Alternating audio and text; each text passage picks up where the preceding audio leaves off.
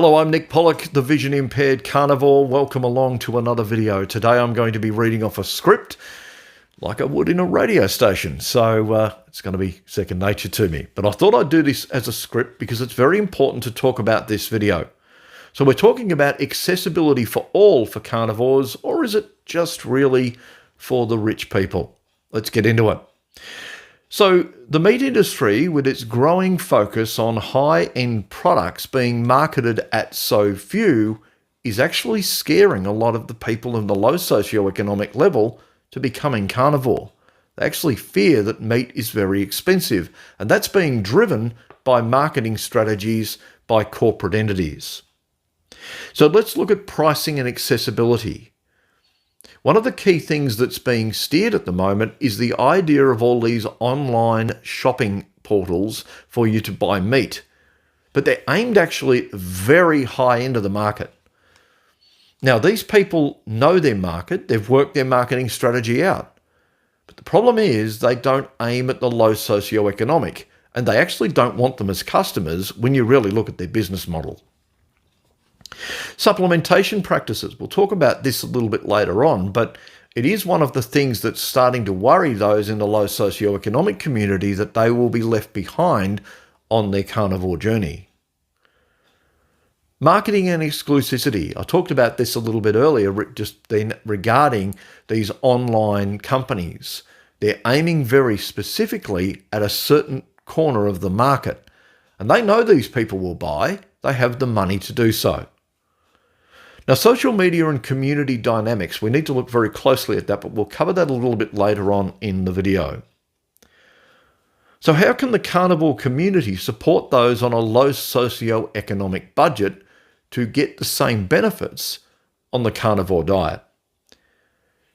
Be mindful in social media discussions. Now, some of the people that are on low socio-economic circumstances will actually need to talk about things that they talk about in their own life, which may not suit you. Let me use this as an example. Say somebody with a low socioeconomic situation might talk about cheap cuts of meat. They might say where the specials are. Don't infringe on these people by simply going out there and buying all the stock because you've got all the money to do so. That isn't fair. That's actually infringing on something that they think that they can get to benefit themselves. Promote inclusivity. The way to do this is to really focus on helping these people get the optimum results they can afford. We need to understand that not all people can afford high-end grass-fed, grass-finished ribeye steaks. Promote to these people about how to find things easily that are in their local area.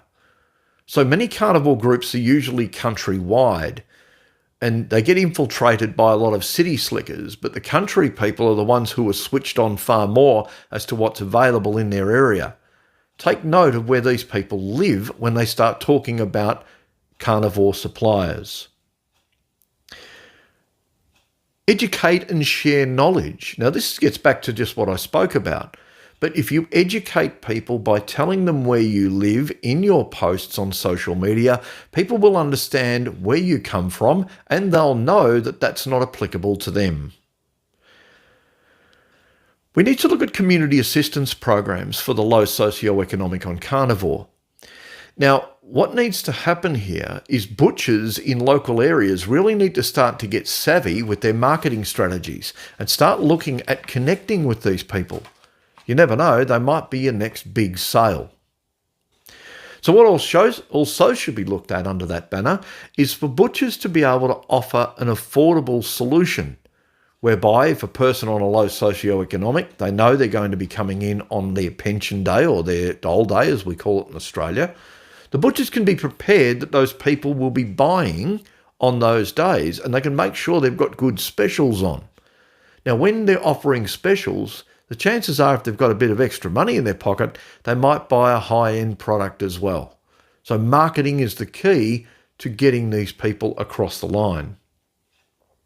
So let's look at the purchasing patterns of those on a lower socioeconomic. They do fortnightly purchases.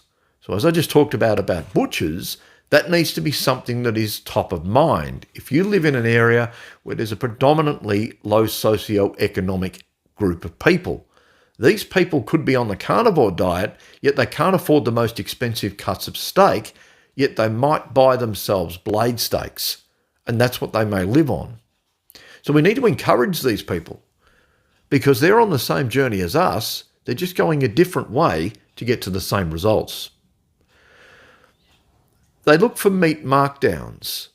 They do this because that's the way they can get good cuts of steak. They look at the specials. Now, they'll generally go to smaller supermarkets to get this. Now, the reason this happens is because the smaller supermarkets can't hold as much stock.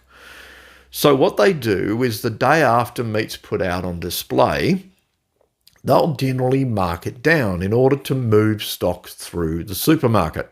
And this is where the savvy low socioeconomic shopper gets the bargains. And they get there early in the morning because they've got no work to go to. So this is where some of these supermarkets actually work out that these people are savvy shoppers and they know they can move more stock and get new stock in to replenish for those who are on the higher end that would buy after work. Now, they sometimes go to independent grocery stores, as I just pointed out, but what they'll also do is they'll also talk to each other. We'll get to that in a moment. They also go to farmers markets, but they don't go there to spend money on just anything. They'll go there as a savvy shopper, and they might buy up on eggs, for instance, which is a staple of the carnivore diet. They may do that because they realise they're going to get quality eggs, not just something that the supermarkets dish out.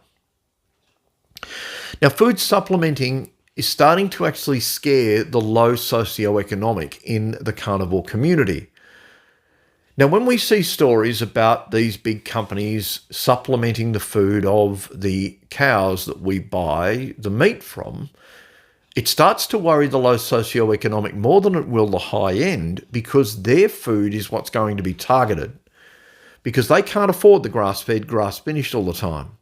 They may have to buy meat that's supplemented with its food. The cows are supplemented with different products in their food. This will affect the low socioeconomic a lot more, and this is how the elites are going to get the low socioeconomic away from carnivore. They see it as a fact that they only want to be the ones to eat the high-quality meat, and this will be the way they will steer the low socioeconomic away from this diet. So let's look at some solutions to help the low socioeconomic on carnivore. Now, there's a few of these to get through, so let's just look at these for a start.